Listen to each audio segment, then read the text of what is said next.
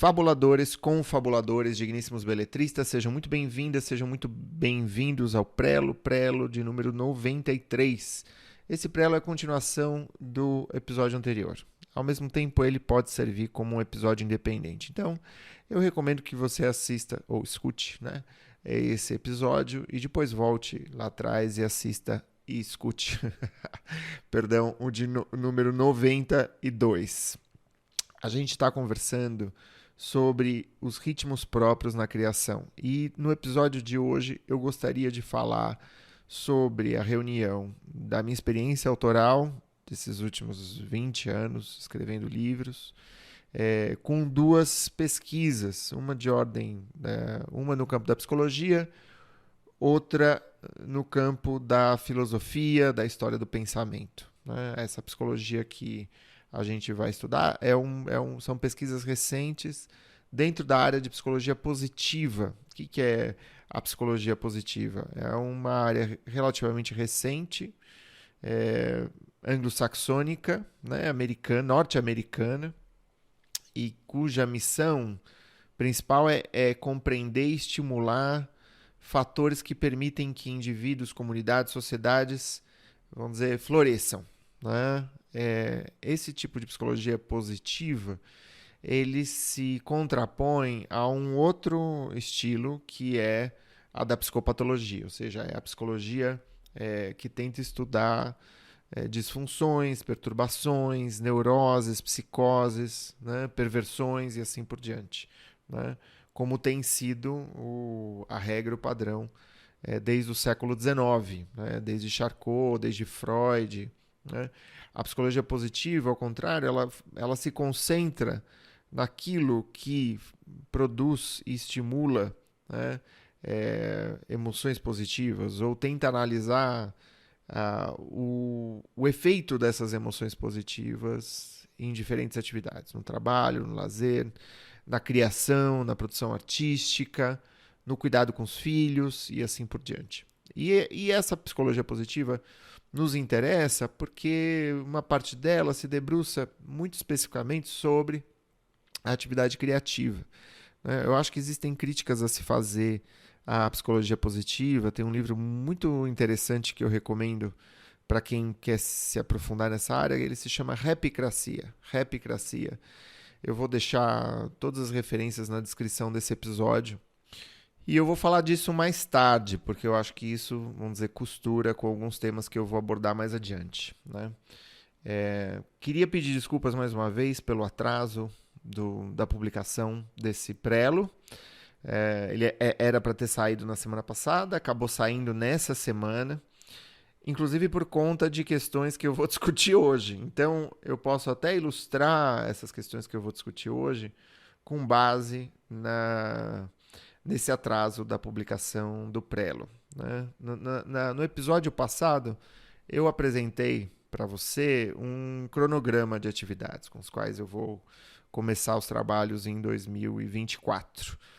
Então, começar a escrever, eu acordo às 6 da manhã, eu escrevo das 7 às 9, em seguida eu cuido do corpo, vou na academia, faço ou hipertrofia, atividades de hipertrofia ou corrida, principalmente corrida, eu gosto muito mais de correr do que de puxar ferro, essas coisas. Aliás, eu gosto de qualquer coisa relacionada à atividade física do que puxar ferro. Mas, às vezes, puxar ferro é prático, é pontual, E, enfim. E aí eu volto e das 11 às 13 eu me concentro em atividades criativas um pouco mais sociais. Então, gravar uma aula, dar uma aula, preparar um prelo como esse. Eu estou gravando esse episódio aqui agora às 11 da manhã, então tem tudo a ver com esse cronograma. E na parte da tarde, eu me concentro em atividades assim mais sociais. Então, amanhã é muito para dentro, é muito criativa. E a tarde é um desdobramento, claro, dessa criatividade, dessa pulsão criativa, mas é também esse encontro com o mundo, é o desenvolvimento de uma fisionomia, vamos dizer assim, desse encontro com o mundo, de como que a gente se apresenta como autores, redes sociais, participantes dos meus cursos, encontro com editor, encontro com gerente comercial da editora, essas coisas que têm a ver com os negócios, né, do livro, com o mercado do livro, com o fazer literário voltado para o mundo, né? Ou seja, meu dia é todo tomado por isso, a não ser que, sei lá, eu queira, né, mandar emoldurar uma gravura que eu tenho em casa, que eu tenho uma questão aqui em casa para resolver, que eu tenha que sair para tomar uma vacina, entendeu? Claro, essas coisas vão ser feitas sempre na parte da tarde, ou quase sempre na parte da tarde, né? Claro que existem exceções. E, bom, o que, que acontece? Na segunda semana de 2024, eu comecei nessa toada, né? Tinha uma semana do romance já agendada para metade do mês, de janeiro, né? Mas eu queria adiantar, então eu consegui aproveitar na volta das minhas férias uma semana de escrita. E o que, que acontece? É aí que entra, vamos dizer, essa ideia do impedimento. Porque é interessante que a gente fale sobre o que, que funciona, o que não funciona, como funciona, né? Então vamos dizer, eu tive o propósito de seguir essa rotina até a quarta-feira. Então, segunda, terça, quarta-feira. Quarta-feira eu comecei a adoecer, porque junto com isso eu coloquei mais coisa. Coloquei um outro propósito que era perder os 2 quilos que eu tinha ganhado no fim do ano e no Natal, né? E foi puxado demais para mim. Ou seja, a gente estabelece um projeto, a gente estabelece um propósito, uma meta que tem a ver com o nosso desejo, que tem a ver com esse sujeito que eu construo para mim mesmo. Mas, muitas vezes, a gente empilha, vamos dizer, atividades. E aí os problemas começam a aparecer, né? Os problemas começam a aparecer. Então, enfim, eu podia ter tomado uma vitamina C todos os dias enquanto eu estava perdendo esse excesso, eu podia ter tomado um própolis por dia todas as manhãs, ou seja, eu podia ter me antecipado àquilo de problema que poderia surgir. De qualquer forma, eu melhorei, me cuidei, né? Começou a semana do romance, depois eu me dediquei aos participantes do curso, as pessoas que, né, ingressaram na nova turma. A gente teve um carnaval e o ano começa efetivamente em seguida ao carnaval. Então eu retomei o projeto no que seria, vamos dizer, deixa eu pegar aqui a minha agenda, né? No que seria a 7ª semana do ano, né? Na quinta e na sexta, né? Eu passei 2023, o segundo semestre inteiro de 2023, entre 2 projetos literários. Muita gente chega, puxa vida, Thiago, eu não sei escolher entre se eu pego um projeto ou pego outro, os 2 projetos são tão interessantes, eu gosto tanto dos 2 e tal. E realmente é uma questão muito difícil, né? E eu tem, assim, todos nós temos que nos virar com essas questões. E eu fiquei, né, transitando, eu avancei num projeto, depois eu acabei mudando de ideia e assumindo, né, um projeto original, né, que eu já tinha essa ideia e retomei um projeto de um livro de não ficção. É interessante como muitas vezes é bom a gente dar tempo ao tempo para ver. Às vezes a gente tem uma ideia ótima numa semana e já se põe a escrever. E eu acho que isso é um pouco perigoso, porque às vezes é importante sentir esse projeto, ver como ele decanta em nós, ver se ele persiste dentro da gente, vivo, intenso. E esse projeto que eu assumi ali por volta de novembro de 2023, você vê como as coisas levam tempo, mas não são imediatas. Em novembro de 2023, ele de repente começou a se aparecer para mim como a coisa mais importante que eu poderia estar fazendo, né? Na literatura, na escrita, né? Não vou revelar o tema do livro ainda, mas eu acho que é um tema muito interessante, muito urgente, assim, sabe? Muito peremptório para os nossos tempos. E ele conversa intimamente comigo. Então ele tem ele me produz associações variadas. E quanto mais eu escrevo, quanto mais eu leio sobre o assunto, quanto mais eu produzo, mais ele se torna fértil, mais ele fermenta ali dentro de mim. Então eu estou nesse momento que é um momento muito feliz de, vamos dizer, finalmente poder tocar um projeto literário depois do Baleias no Deserto, que é o meu último livro, meu livro mais recente, que foi publicado em junho do ano passado, né? O ideal seria eu já estar escrevendo. Enfim, sim, o ideal seria eu já ter me decidido pelo tema, né? Mas não aconteceu. Muita coisa aconteceu junto com isso, né? Prioridades como a própria ideia de divulgar, né, o Baleias. A gente imprimiu uma tiragem grande e está terminando. Essa tiragem está chegando ao fim, né? Com 9 meses de livro publicado, essa tiragem está sendo concluída, o que para um livro de não ficção brasileiro é um grande feito, né? Então eu me dediquei muito a isso e continuo me dedicando à divulgação do Baleias no Deserto. E isso é um dos motivos pelos quais é uma das coisas que acaba, vamos dizer, adiando, né, para a escritora, para o escritor, os projetos seguintes, né? Mas chegamos aí a um momento feliz, que é esse momento em que você está com muita vontade, com muito desejo, né? As ideias elas estão aparecendo e dá aquele friozinho na barriga, porque na hora de escrever você fala, nossa, agora chegou o momento de dar a expressão, né? E aí você senta, e aí não sai exatamente como você quer. Aí você tem que aceitar um pouco essa ideia de não sair exatamente como você quer, né? E dar tempo ao tempo, né? Eu acho que a ideia de você, isso eu falei no episódio passado, né? Justamente você escreve na segunda para o texto que vai sair na quinta. Né? E você escreve em fevereiro para o texto que vai sair em abril. Ou seja, nosso texto, né? Se a gente segue com persistência e regularidade, ele vai melhorando. A nossa visão vai se tornando mais clara em relação àquilo que a gente está fazendo. A gente vai se tornando mais fluente, né, na nossa prosa e a gente vai crescendo como autores, né, dentro do nosso livro. É a escrita que promove a nossa escrita, né? É a escrita que é a nossa formação principal, né? Isso é uma coisa que a gente vai aprendendo com o tempo também. E é engraçado porque eu falei na semana 2 do ano, ou seja, no dia 8 de janeiro, como esse ritmo, né, esse programa de escrita, ele teve que ser suprimido por conta de uma faringite. E vou contar um outro episódio que aconteceu também na semana passada e que justamente foi aquilo que produziu esse atraso na publicação do Prelo, até porque eu queria refletir sobre o que aconteceu. Foi simples o que aconteceu. Eu assisti a um filme, né? Esse filme era uma adaptação de um livro que eu li, né? E esse filme e esse livro conversam com o meu projeto, conversam com o tema que eu tô abordando, né? Ora, é muito engraçado, as pessoas que conversam sobre produtividade, elas querem saber de quantidade, né? Porque a quantidade ela é mensurável, obviamente, né? É uma obviedade isso que eu estou falando. Mas te dá essa sensação de posse daquilo que você fez. E a qualidade, ela não dá essa sensação de posse. E eu li esse livro muito tocado, muito mexido, né? O livro não é recente, ele tem 100 anos, né? E, no entanto, ele conversou muito comigo, com coisas que eu vivi, com coisas que eu vivo, né?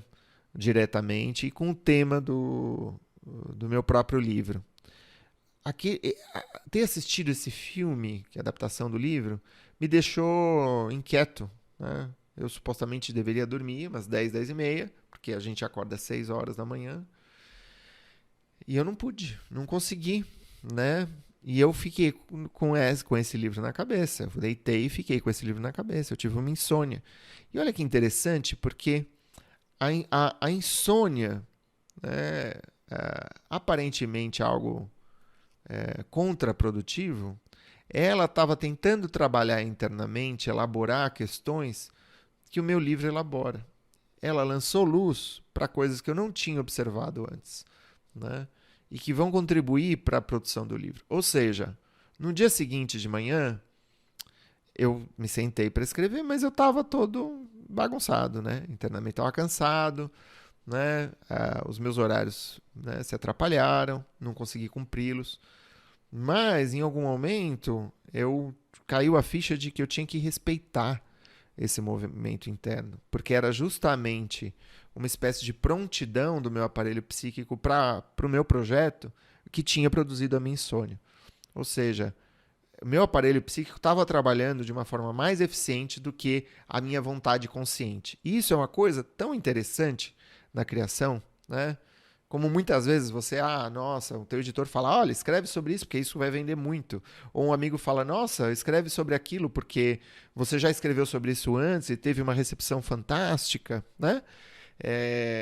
E, no entanto, o teu inconsciente que está escrevendo, que está pedindo, né? Se você não obedecer, se você não respeitar a vontade do inconsciente, corre o risco de você se dar mal, né? Do seu livro ser apagado, desbotado, ser uma cópia, né? Meio indiferenciada de outros livros, né? Eu realmente acho que obras que nos tiram do chão, né? São obras que tiraram os próprios autores do chão. E isso, puxa, né? Às vezes você lê livros que você fala, nossa, esse livro mudou minha vida, né? E, em geral, os autores eles também tiveram que ir para um outro lugar subjetivo, né? Empreender um certo sacrifício da ordem, da organização, para fazerem o que fizeram, né? E é muito interessante essa história, né? Porque isso conversa diretamente com o tema do episódio que eu queria discutir com vocês, né? É o episódio que era para ser na semana passada e que agora veio para essa semana. É um corpo de estudos dentro da área da psicologia positiva, de autoria da psicóloga Barbara Fredrickson. Barbara Fredrickson, eu vou copiar também, vou mencionar a citação, a referência sempre aqui na descrição do episódio, para que vocês possam ir atrás. E tem um artigo interessantíssimo com o qual me deparei, que ele se chama O Papel das Emoções Positivas na Psicologia Positiva, né? Uma teoria que ela criou, a Barbara Fredrickson criou, chama teoria de ampliação e vamos dizer, ampliação e solidificação, ou assentamento, sabe? De emoções positivas. É um nome meio complicadinho, meio chatinho de traduzir, mas que postula uma afirmação muito interessante para nós escritores. O que ele vai falar? O que ela vai falar? Ela vai falar, né, isso é muito bacana, que sentimentos, em geral, negativos, medo, pânico, tristeza, sentimentos negativos, eles costumam induzir a ações específicas, né? Ele costuma estreitar, não é, o nosso campo o nosso repertório, né, pensamento-ação. Então, sentimentos negativos induzem a ações específicas, como ataque, fuga, né, uma visão de túnel, que se chama, que é esse estreitamento da visão, né? Eu paro de enxergar a floresta para ver o leopardo que está correndo atrás de mim, vamos dizer. É um resumo, é uma imagem bastante clara, não é? Um estado de alerta, né? Ou seja, quanto mais angustiante é aquilo para o sujeito, mais ele tende a realizar um repertório relativamente limitado de ações. Inversamente, sentimentos positivos, né, induzem a ações que são inespecíficas, né? Então, a ideia de alegria, ou seja, quando você está alegre, quando você está interessado, quando você está contente, quando você está orgulhoso, quando você sente, vamos dizer, um afeto muito grande, ou um afeto manso, tranquilo, esses sentimentos positivos, ou considerados positivos, eles estimulam a criatividade, eles estimulam o jogo, eles estimulam a brincadeira, a vontade de aprender, eles estimulam a ambição, né? Eles estimulam muitas vezes vínculos duradouros com certos objetos de interesse, né? Perspectivas mais ampliadas, ou seja, é a ideia de uma ampliação de repertório. E, no entanto, são inespecíficas essas ampliações de repertório. E elas são duráveis, ou seja, em geral, sentimentos positivos criam reações. Pessoas que têm um histórico maior do que outras em sentimentos positivos, ou seja, que vivem em condições mais favoráveis, elas tendem a ter reações mais espontâneas, reações mais corajosas, né? Porque elas são menos ameaçadas, elas têm um histórico mais limitado de situações de perigo, né? E elas são menos inibidas pelo mesmo motivo, né? E olha que interessante, ao longo de né, dos últimos 20 anos, ou seja, tem um repertório de 20 anos de estudos, e são vários estudos aqui, difíceis até, mas que esse artigo que eu comentei para vocês menciona. Então, quem tiver interesse em se aprofundar pode ir nesses artigos, nesse artigo que vai falar dos outros. Reúne 2 décadas de experimentos que mostram que as pessoas influenciadas por um afeto positivo revelam padrões de pensamento incomuns, né? Mais integrativos, mais criativos, mais abertos à retenção de informações e mais eficientes. Ou seja, o aparelho cognitivo do sujeito que está, né, sob influência dessas emoções, ele trabalha melhor, né? É muito... Se a gente for parar para pensar, é um dado um pouco evidente, né? Mas que a gente não pensa muito. E agora está confirmado pela pesquisa, né? Que emoções positivas expandem a atenção, né? Ativam na gente um caráter lúdico, né? Eles têm o poder de dar mais resiliência, né? Fornecer mais resiliência, ou seja, um repertório maior de vivências positivas nos ajuda a enfrentar momentos de dificuldade, por exemplo, não é? Ou seja, nos tornamos mais resilientes depois disso, não é? Isso diz respeito à escrita no sentido de que muita gente se aproxima da escrita de uma forma muito constrangida, muito angustiada, né, com um senso de dever muito forte. Ou seja, o desejo de escrever logo vai sendo dominado, e logo é apropriado por uma espécie de dever fazer, de uma autoimagem, né, que eu tento afirmar para mim e para os outros, de um sujeito criativo, de um sujeito, né, singular, expandido, né, e que tenta, claro, né, vamos dizer, tamponar as nossas faltas, as nossas inseguranças, as nossas limitações e assim por diante. E justamente essa postura vai constrangendo a escrita e vai aproximando a escrita desses sentimentos negativos, né, que estreitam a nossa capacidade de enxergar, que estreitam a nossa inteligência, o nosso aparelho cognitivo, né, que vão vinculando, vão fazendo associações entre escrita, literatura, leitura com um caráter punitivo, né?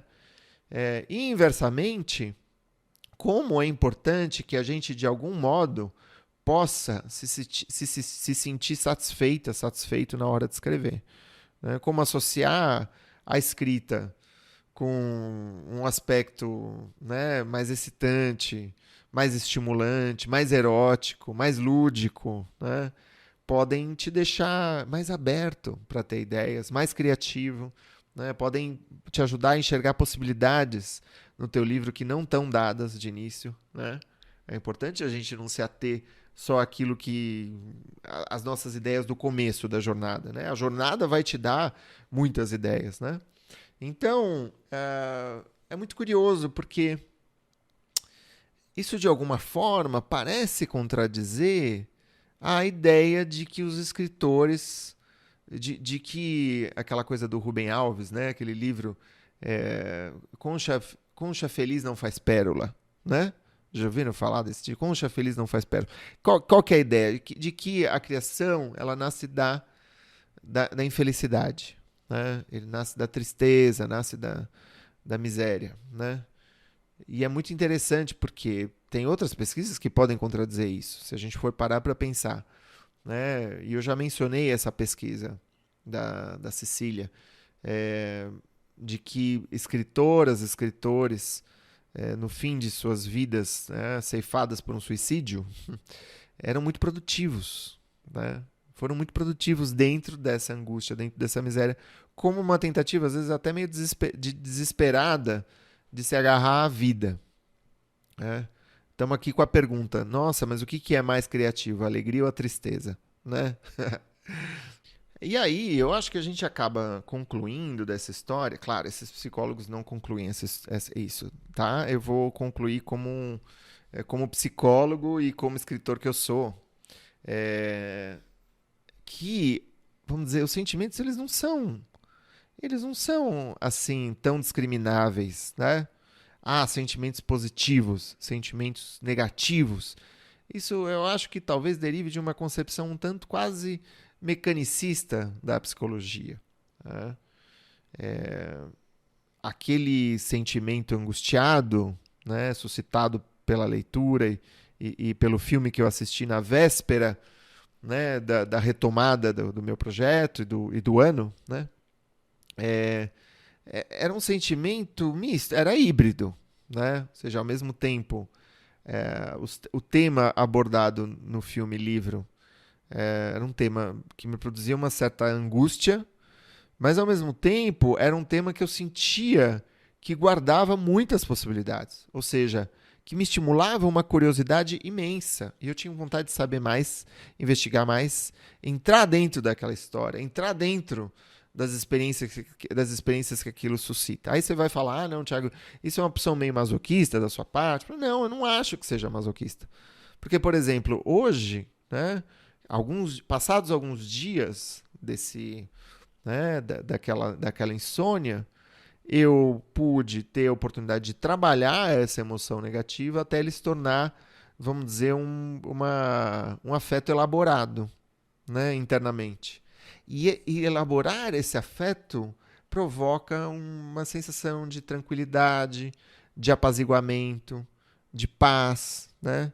E isso sim, efetivamente, me estimula a escrever e a continuar escrevendo e a ter curiosidade de saber, nossa, o que é que vai sair amanhã, né? Eu terminei hoje cedo a minha sessão de escrita e eu parei e falei, nossa, que legal. Nossa, amanhã vai ser um bom dia, eu acho. Claro, dá aquele friozinho na barriga. Mas é justamente, nós, raramente, a gente consegue isolar o afeto negativo do positivo. Em geral, eles vêm juntos. É por isso que eu gosto da psicanálise, sabe? Em relação à psicologia comportamental e assim por diante. Porque a psicanálise sempre soube, né, da fusão de afetos, da fusão de pulsões, pulsão de vida, pulsão de morte, né? Afetos positivos, afetos negativos, de como muitas vezes, né, uma angústia é um sentimento de prazer com a chavinha invertida, né? De como isso é muito mais complexo, né, do que pretendem certos artigos científicos. Ainda que esses artigos cheguem a resultados interessantes para a gente pensar.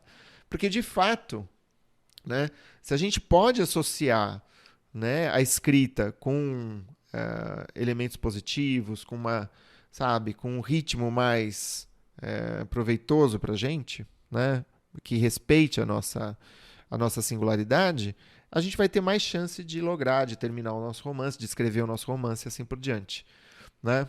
Eu vou agora partir para esse outro estudo que eu tinha ficado de mencionar, que eu até mencionei muito por alto no episódio de número 92, e que é um curso que o Roland Barthes deu em 1978. Roland Barthes é um filósofo, ele deu esse curso em 76 e 77, mil desculpas, 76 e 77, no Collège de France, né, em Paris, né, e ele estuda um fenômeno que ele vai chamar de idiorritmo. O fenômeno se chama idiorritmo. Olha que interessante o idiorritmo, né? Eu estou aqui na página 32 aqui do livro. Esse livro se chama Como Viver Junto. Está publicado pela Martins Fontes, editora. Eu acho que está esgotado, né? Isso tem a ver com essa minha arqueologia bibliófila, né? Abro um livro, abro uma pesquisa, vou atrás de alguma coisa, um livro puxa outro, né?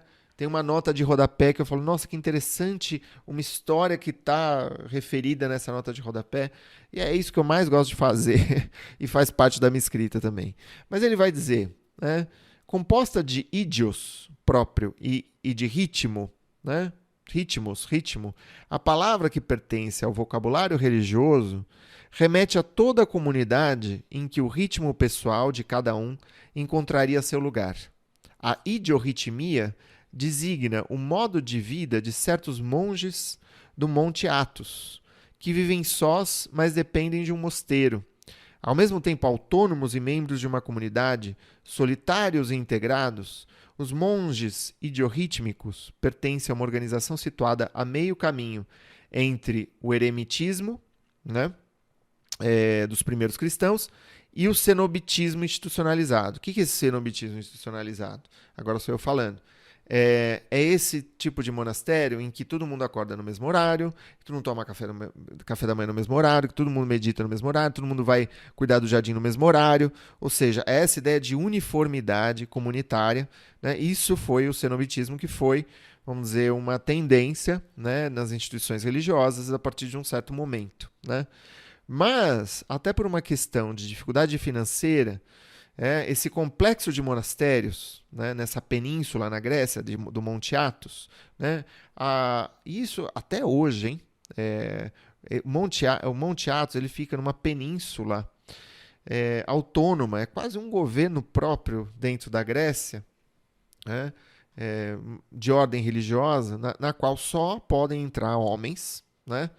Tem até uma escritora francesa que se fez passar por um homem para passar ali um mês.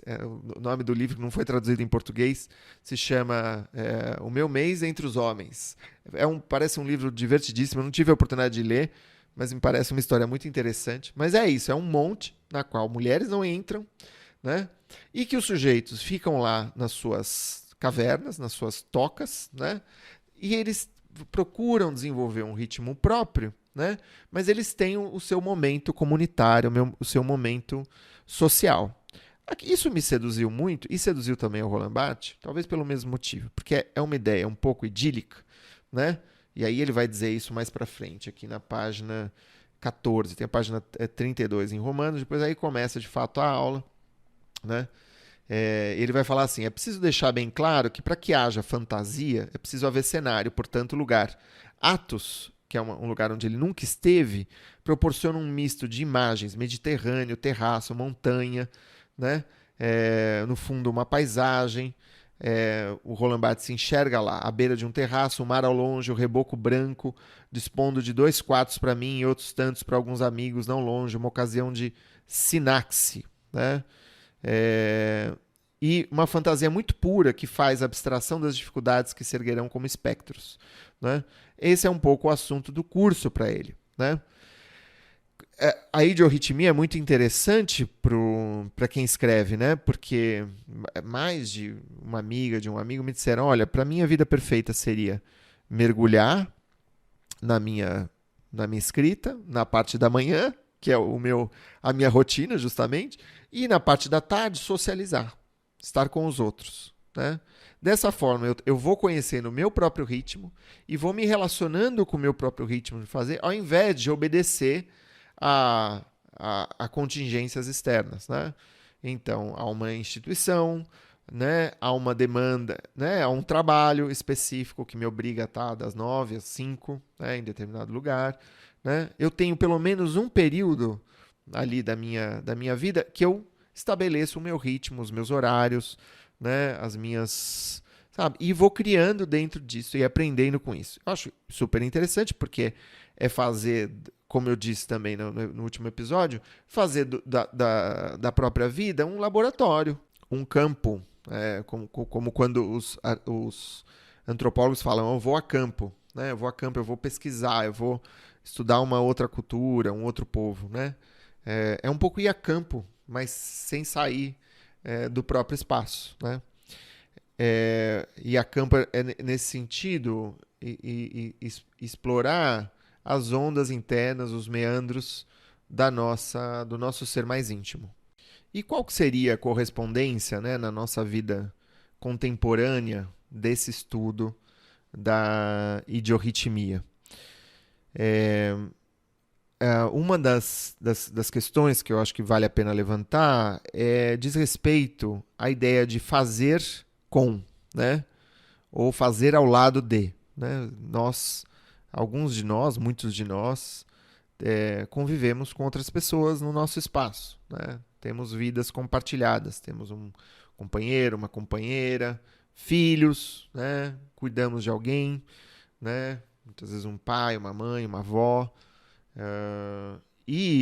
O idiorritmo trata um pouco da ideia de como que a gente faz para criar o nosso próprio espaço ao lado dos outros, né? Eu conheço algumas pessoas que têm muita dificuldade de afirmar as próprias vontades para o companheiro ou para a companheira, né?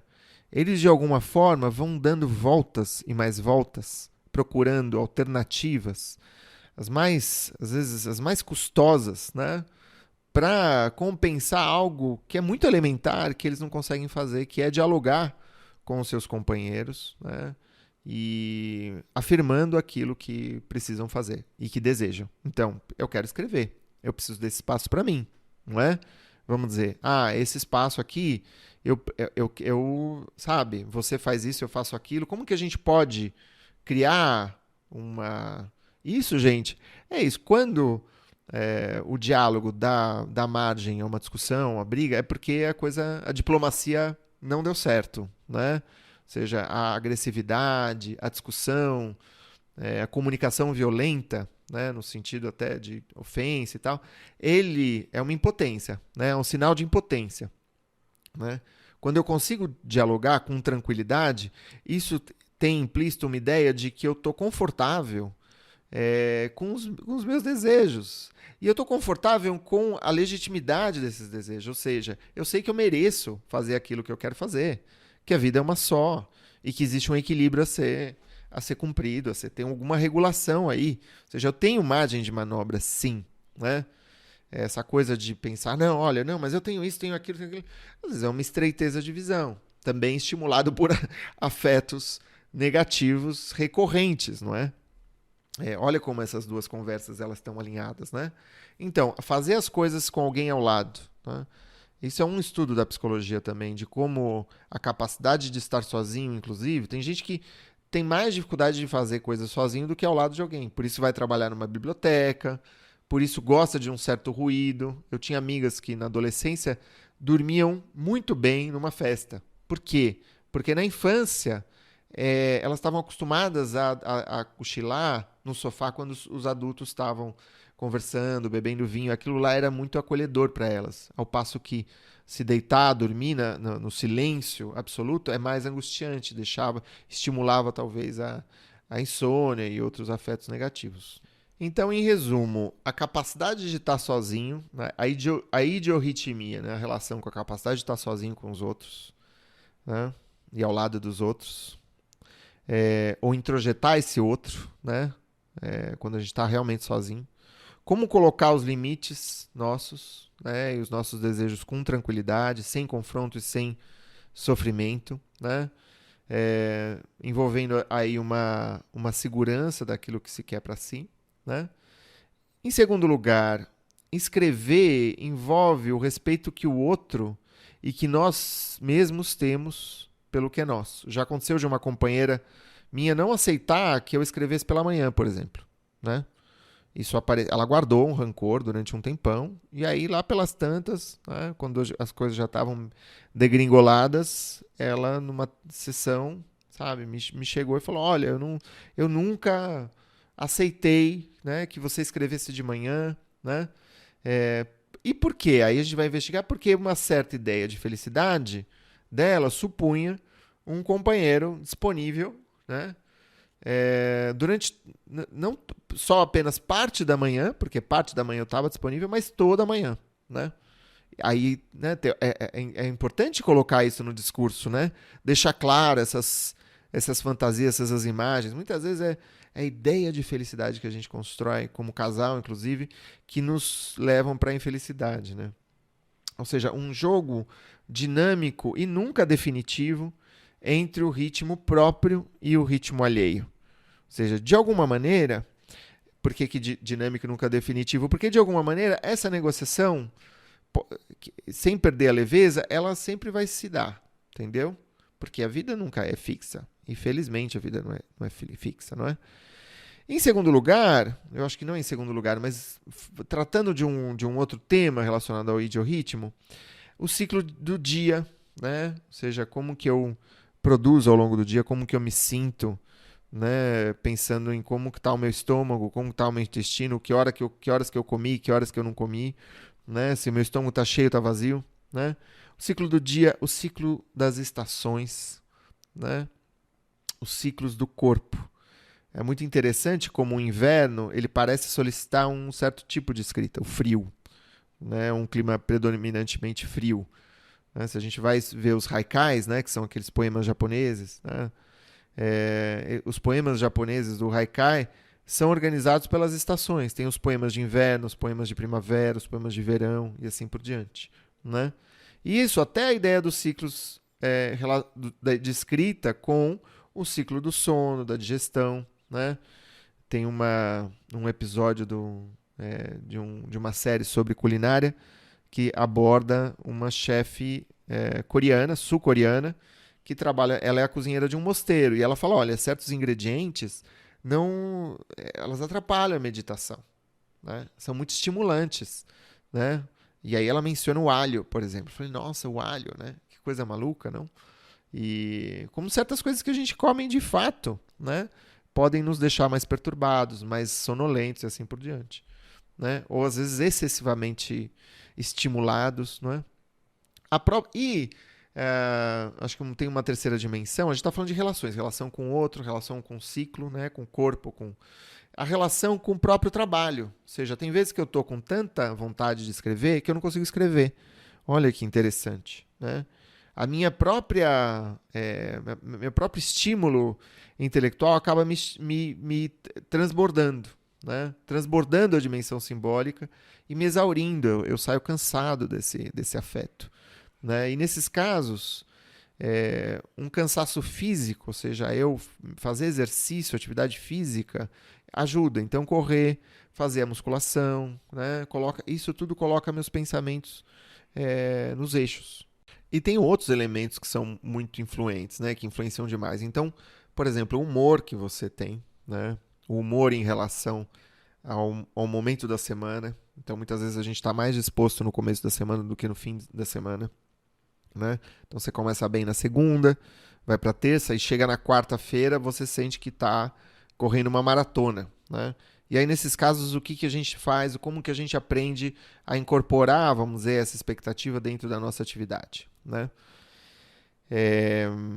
A gente pode, por exemplo, variar as atividades, né? A gente descansa carregando pedra, como eu costumo dizer, que é, muitas vezes a escrita, ela vai até um certo ponto, em algum momento ela está um pouco esgotada, e aí você vai para a pesquisa, né? Fala, olha, toda quarta-feira eu faço pesquisa, ou seja, a cada 2 dias de escrita eu tomo um dia para pesquisar, né? Então isso pode ser uma alternativa, é só uma ideia, tá, gente? E tem gente que, por exemplo, trabalha muito bem quando está mergulhada num livro full time, assim, então, tempo integral em todas as brechas do dia, né? Tem gente que consegue escrever sem parar, né? Ou seja, vai de manhã, aí vai trabalhar, aí na hora do almoço vai lá, senta e escreve, aí volta para casa, tá com a família, depois a família vai dormir, a pessoa senta e escreve até de madrugada, né? Eu não consigo fazer desse jeito, eu não trabalho muito bem desse jeito, minha cabeça começa a ficar anuviada, né? Literalmente anuviada, e eu preciso sempre parar num determinado horário, porque eu sei que se eu não parar, né, eu escrevo das 7 às 9. Se eu não parar às 9, eu sei que eu vou ficar esgotado, meio saturado daquilo lá por uma semana. Por uma semana eu vou ter uma fadiga mental para escrever que vai me lançar numa certa indiferença. Aí eu vou pensar em outras coisas. E aí, quando eu for retomar o meu projeto, vai ser aquela coisa de recomeçar, revisar tudo para entender a voz com a qual eu estava escrevendo, etc. Ou seja, e aí a coisa vai se arrastando, né? Então, para mim, poder não escrever o dia inteiro, né, não é algo antiprodutivo, né, contraproducente. Não, né? Aquelas 2 horas são muito importantes para mim, né? Poder me limitar a elas é muito importante, né? Tem uma pesquisa, aliás, mais de uma, e aí eu precisaria procurar as referências direitinho, né? Eu vou dar uma procurada e coloco aqui na descrição do episódio, que diz que a gente de fato não consegue ser muito produtivo por mais do que 4 horas, né, por dia. Ou seja, se a gente trabalha 6, 8 horas, a gente, sabe, começa a girar em falso, rodar em falso, né? E eu sinto isso muito diretamente comigo. Por isso que no meu canal, as pessoas que trabalham para mim ou são colaboradoras, elas não trabalham mais do que meio período. Tá? Todo mundo trabalha meio período, porque eu acredito que a gente tem que ter tempo livre. Né? O tempo da literatura é o tempo livre. Né? E é muito interessante porque tudo isso conversa com uma ideia, e aí eu concluo com essa ideia, e eu posso também retomar em algum outro episódio, mas eu acho que é uma ideia muito bacana, né? Que é uma concepção corrente de disciplina e uma concepção que eu gostaria de propor para vocês, né, da disciplina criativa, da produtividade alegre, da produtividade feliz. Então, a primeira corrente diz que, olha, o sujeito tem que ter força de vontade, ele tem que ser muito disciplinado, então ele tem que seguir, mesmo que ele sinta dor, mesmo que ele se sinta angustiado, ele tem que ir adiante e falar, eu vou vencer essa angústia, né? E vou vencer a angústia e tal, e coisa. E, sabe, é uma espécie de louvor à dureza, sabe? Ao calo. Então eu vou calejar cada vez mais, porque isso vai me fazer um sujeito, sabe? É uma ideia meio alfa, né? De macho alfa, de... Eu acho que essa ideia, sinceramente, ela é muito mais prejudicial do que benéfica, né? Eu quero contrapor a uma outra ideia que é, se você está caminhando, né, você está indo de um ponto A para um ponto B, e a partir de certo momento você sente uma dor, vamos dizer, uma dor específica, né? Ao invés de falar, não, eu vou aguentar essa dor, eu vou avançar e avançar e avançar e aguentar a dor, eu posso simplesmente chegar e falar, peraí, essa dor está me atrapalhando. Eu não estou andando como eu estava andando. O que eu devo fazer? De repente tem alguma coisa acontecendo. De repente é o calçado que eu usei, de repente... E aí eu, sei lá, vou lá, abro, tiro meu calçado e vejo que tem uma pedra ali, sabe? E aí eu vou lá e tiro a pedra, né? Eu sou um defensor de que muitas vezes essa dor, ela é um sinal, né? Aquela insônia que eu tive na semana passada, ela foi um sinal de alguma coisa que precisava ser tratado, elaborado, e que, elaborando aquilo, a escrita se tornou, aí sim, muito prazerosa. Né? Eu acho que a gente não precisa ficar escrevendo com uma pedra no sapato. A gente pode pegar essa pedra, né? Contemplá-la, entendê-la, compreendê-la e transformar isso, né, num degrau. Transformar isso em estrada, transformar isso no empate daquela estrada de Minas que uma vez Drummond, né, sobre a qual o Drummond caminhou no seu poema Máquina do Mundo, né, que é um dos poemas mais lindos que existe na literatura brasileira. Minhas queridas, meus queridos, são ideias que eu gostaria de lançar para vocês. Essas ideias são muito férteis, vocês podem ter pensado em muita coisa assim, né, dentro dessa conversa, então o convite é que, sim, né, que esse devaneio que você dê espaço para esse devaneio acontecer, deixe ele rolar, vê como ele reverbera dentro de você. E quando puder, e se puder, me escreve, responde aos e-mails que eu mando, né, dá um alô no Instagram. Né, a gente publicou recentemente um reel ali que conversa com essa conversa, um reel do Hitchcock, que foi extremamente popular. Então vai lá, dá um alô, diz como que isso chegou para você, tá bom? E chegamos ao fim. Não se esqueça de se inscrever no Prelo, no seu tocador favorito, de dar 5 estrelas se você gosta do episódio, assim a gente tem chance de chegar a mais gente, tá bom? A gente se vê no próximo episódio. Um grande abraço e até mais. Tchau!